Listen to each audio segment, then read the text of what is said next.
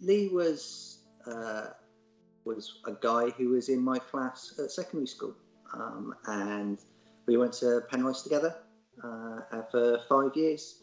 He was in my form. We had maths, things like that. And then after that, when we went to college, Lee was working at Tesco's, and he would hang out, and we'd be young boys mucking about in cars and having fun with them. So I knew Lee for all that time, and then I left Cornwall, and I saw him a few times over the years when he came up to London and that sort of thing, or when I came down.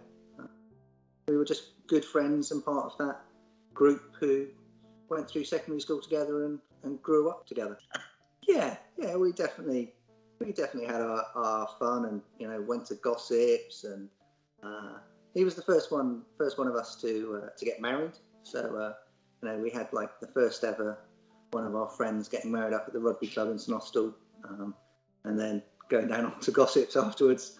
So yeah, it was we had a lot of fun.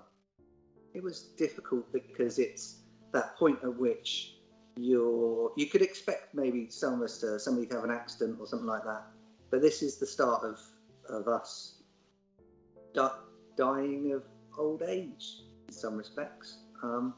So it was a particularly poignant moment for me, as I thought, yeah, this is the phase of life that we're now in. Yeah, so the Mount Edgecombe Hospice was there. Is obviously extremely well known in Snostall. It's just up the road from Penrice, and it was just Lee was really positive and optimistic the whole way through, and I think it was through all of his help that kind of allowed him to do that. He was a great guy and a really positive friend, but I think that it was just the support he was given that probably meant that he could focus on his important stuff, and not to be worried about anything else. I wanted to do something in his name, and the kind of show how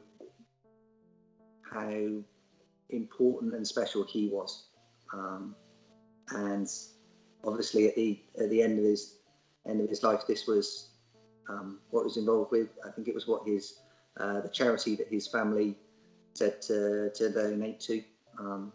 So it just seemed like a good fit with it being near Penrice and everything like that.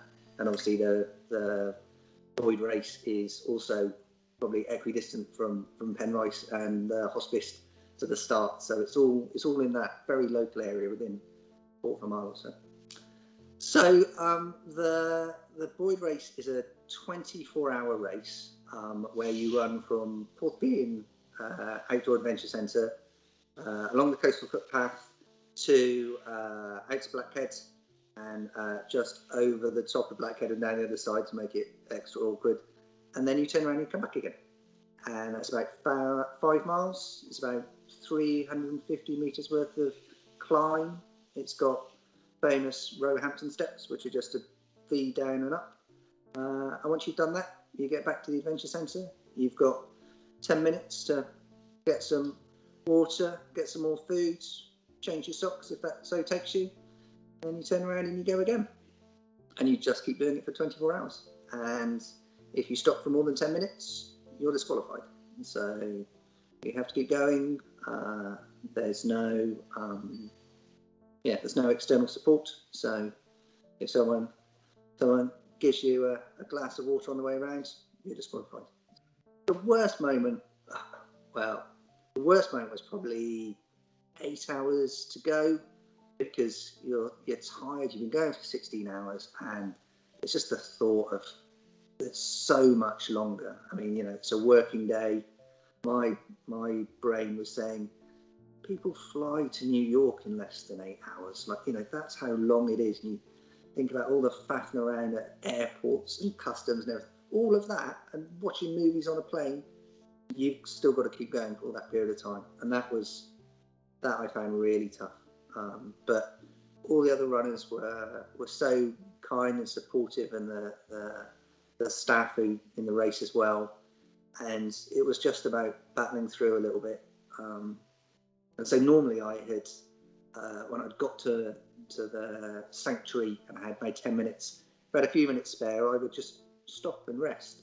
But that turnaround time for that 8 hours point was just get in, get some food, and basically wasn't running away, but running away to make sure that I wasn't near anywhere. Because if you decided to quit at Blackheads, well, you'd still have to come back again. So you're only ever really going to quit when you're back at the sanctuary. So as long as I wasn't there, then I was safe.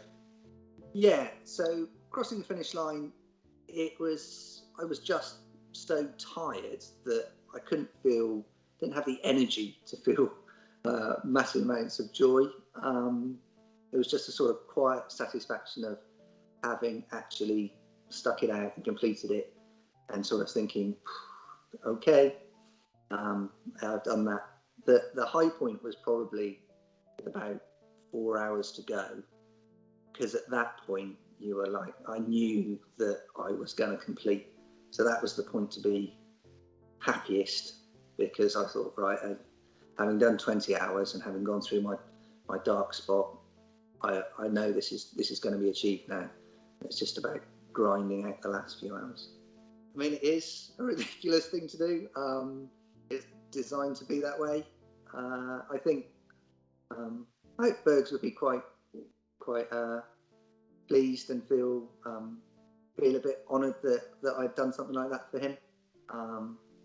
And yeah, certainly some other of our circle of friends came along or ran some other bits and pieces in that race, and yeah, they were quite honest, saying didn't actually think you were going to make it. When we saw you with 6 hours to go, yeah, thought you were going to quit.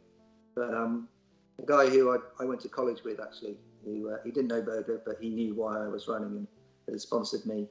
He said that he was at the sanctuary and saw me come in, and the guy turned to him and said, he's not going to make it. And then Mark explained why I was doing it, and the bloke went, well, okay, he is definitely going to make it.